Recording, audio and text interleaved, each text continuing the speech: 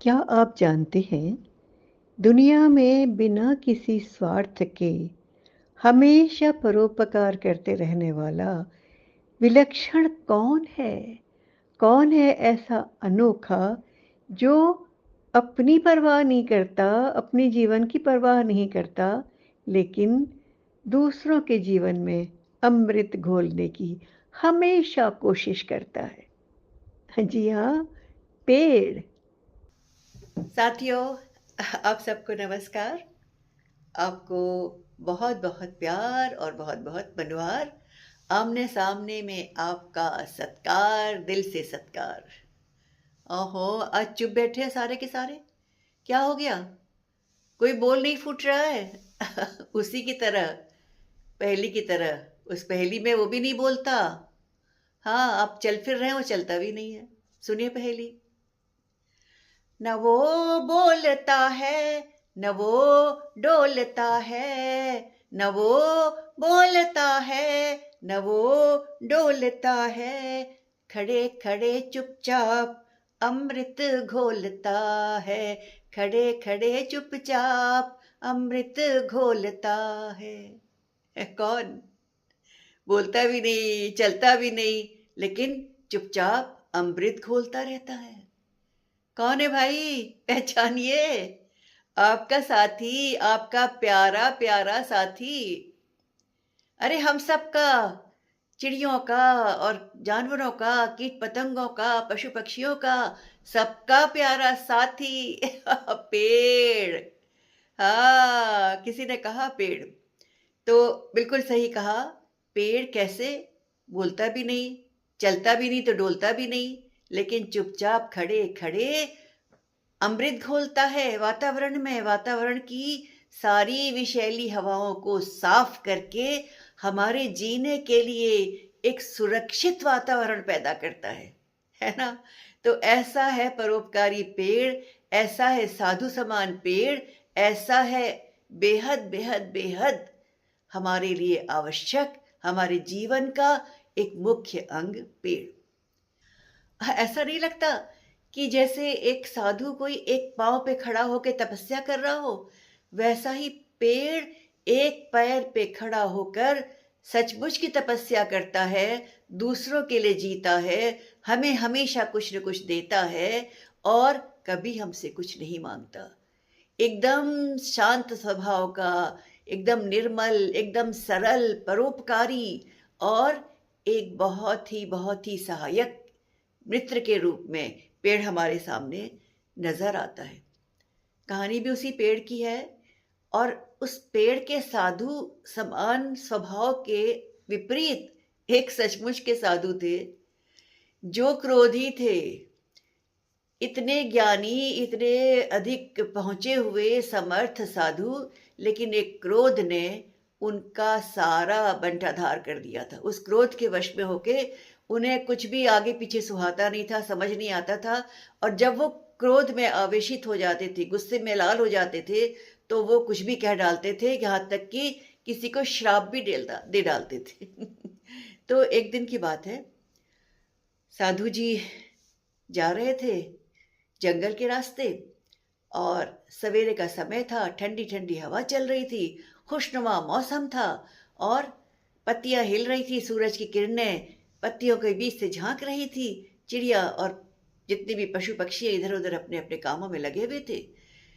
साधु महाराज को एक पेड़ बहुत पसंद आ गया, घना पेड़, उसकी छाया, और उसकी छाया में उन्होंने अपना डेरा जमाया और करने लगे अपनी साधना। साधना क्या? आंख बंद करके ओम का नाम लिया और अपने ध्यान में मग्न होने की कोशिश करने लगे। लेकिन भाई, पेड़ पेड़ में तो हर पक्षी, हर जंतु, हर जानवर जो भी उसमें रहता है, आता है, जाता है, सबका बसेरा है।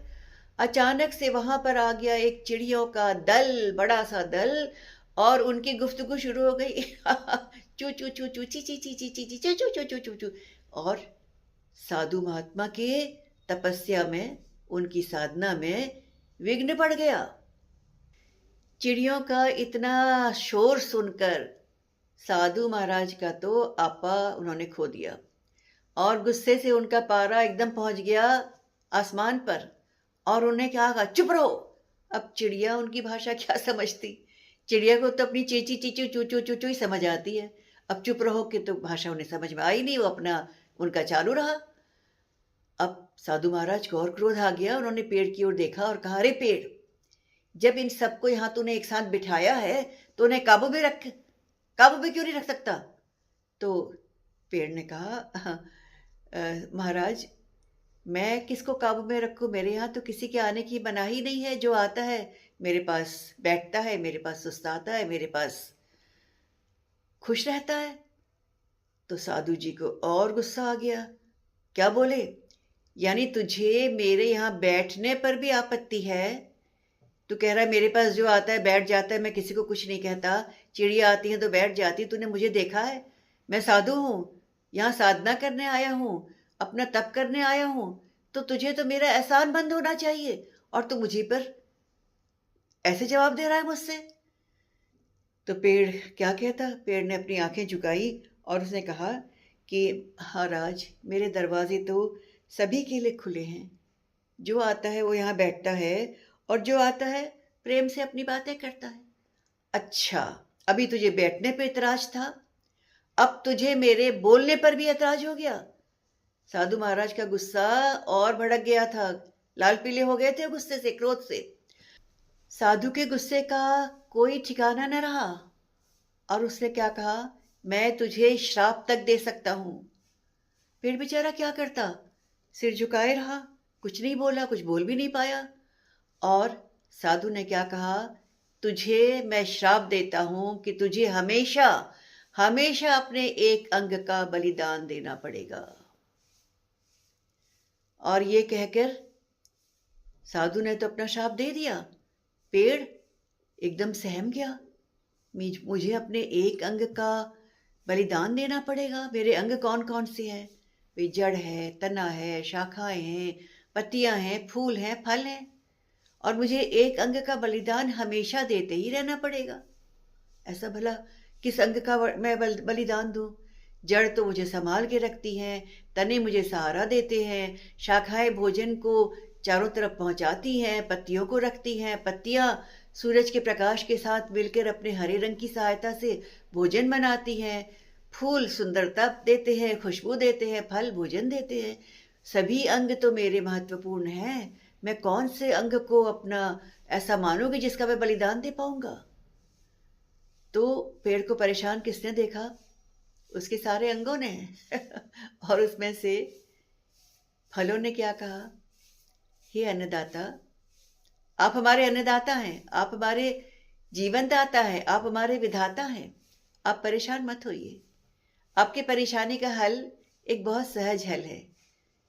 हर फल में बीज होता है, और इस नाते आप मेरे पकने पर जब मेरा बलिदान करेंगे तो हर बीज से एक नया पौधा उगेगा, और आपकी जो वृक्षों की जो संख्या है वो हर दिन हर बीज के साथ बढ़ती जाएगी, पल्लवित होती जाएगी, विकसित होती जाएगी, और पूरे वातावरण को आपका वरदान मिलेगा। शुद्ध करने का वरदान, वातावरण को परिष्कृत करने का वरदान, वातावरण के पूरे माहौल को हरा बनाने का वरदान, और लकड़ी देने का वरदान, पशु पक्षियों को, कीट पतंगों को पनाह देने का वरदान, और आप तो दिन प्रतिदिन पल्लवित होते चले जाएंगे। पेड़ की सारी परेशानी समाप्त हो गई थी। उसने मुस्कुराकर सिर हिलाया, अपने पत्तों को सहलाया, और उसके बाद मुस्काया, और साधु महाराज ये सुनकर लज्जित थे कि जो इतना परोपकारी है, जो दूसरे की भलाई करता है, अपने बारे में कभी नहीं सोचता, उसको श्राप भी वरदान के रूप में उसका काम करता है। श्राप क्या बन गया उसके लिए? वरदान बन गया कि एक पेड़ से अनेकों पेड़ उग जाएंगे, एक पेड़ से सैकड़ों पेड़ उगेंगे, और सैकड़ों पेड़ों से फिर सैकड़ों पेड़ उगेंगे। तो ये सिलसिला तो अनवरत कभी न खत्म होने वाला सिलसिला बन जाएगा, और पेड़ पौधे हमारे अच्छे साथी के रूप में हमेशा हमेशा सुरक्षित, संरक्षित, संवर्धित रहेंगे। तो ये तो थी कहानी क्रोधी साधु महाराज की, और एक ऐसे पेड़ की जो एक क्या, हर पेड़ हमारी सहायता करता है, हर पेड़ हमारी हवा को शुद्ध करता है, हर पेड़ अपने में किसी न किसी पशु पक्षी कीट पतंग का डेरा बना के रखता है, हर पेड़ हरियाली लाता है, हर पेड़ सुंदरता लाता है, हर पेड़ वर्षा को भी आकर्षित करता है, और हर पेड़ मिट्टी की जड़ को जकड़ के पकड़ के मिट्टी का स्खलन होने से, मिट्टी को गिरने से, मिटने से बचाता है।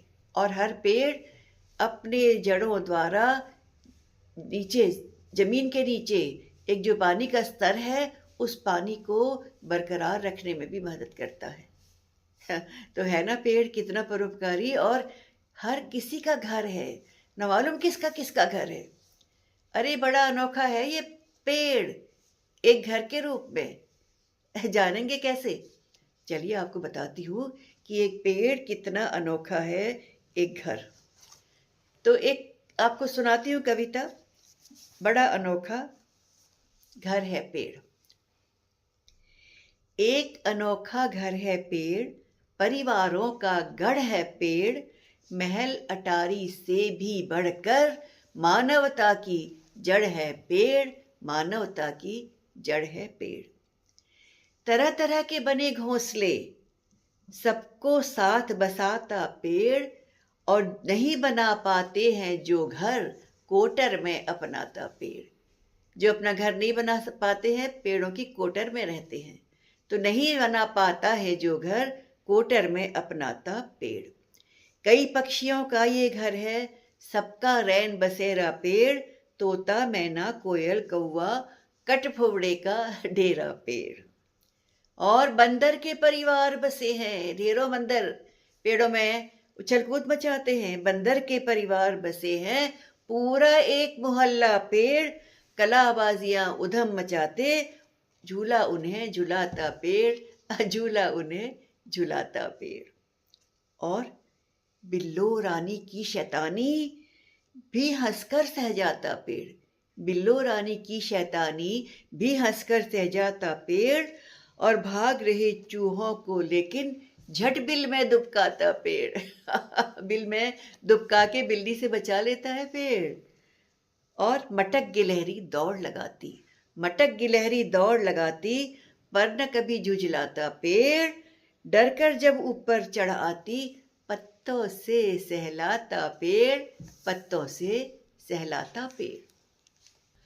छत्ते में रानी मक्खी संग मधुमक्खियां बसाता पेड़, भिन भिन भिन भिन शोर मचाती, गुपचुप सदा लगाता पेड़, गुपचुप सदा लगाता पेड़।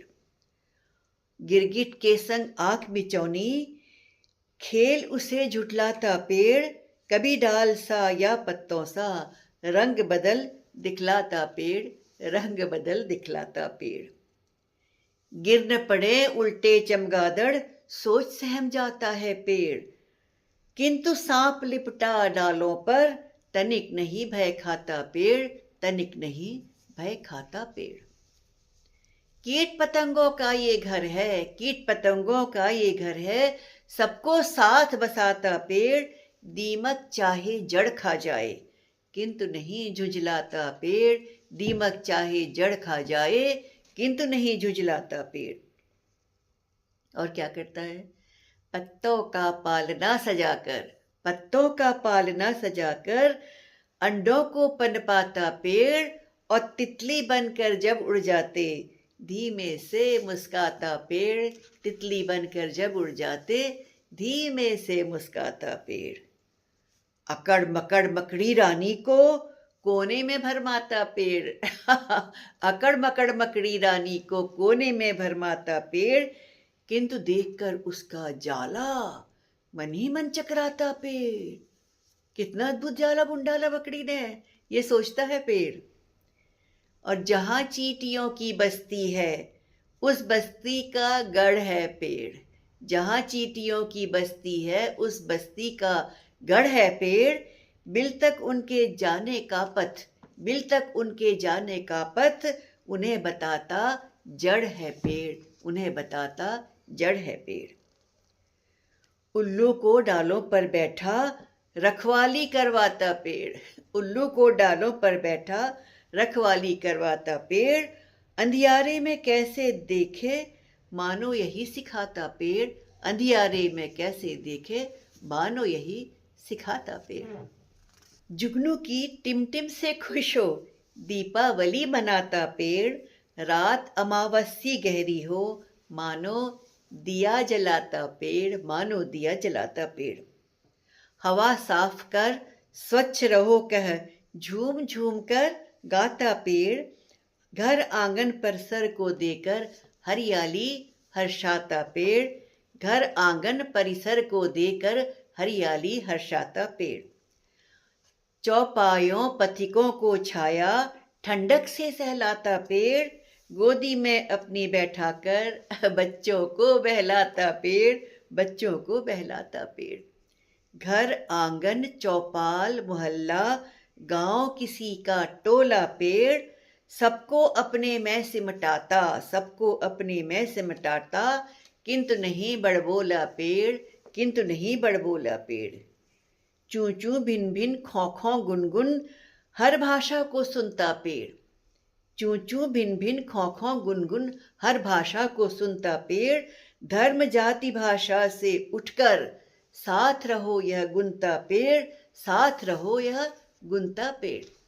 सब साथ रहो कहता है, अपनी बाहों को फैलाकर, अपनी बाहों को फैलाकर सबको पास बुलाता पेड़, और कहता है सारी धरती ही कुटुंब है, सारी धरती ही कुटुंब है, करके यही दिखाता पेड़, करके यही दिखाता पेड़। अद्भुत है पेड़।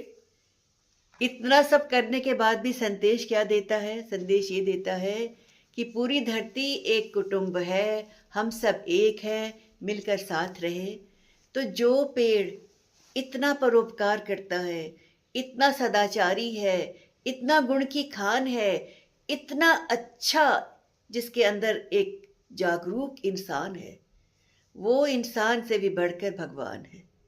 उसकी हम आराधना करें, पेड़ों की पूजा करें।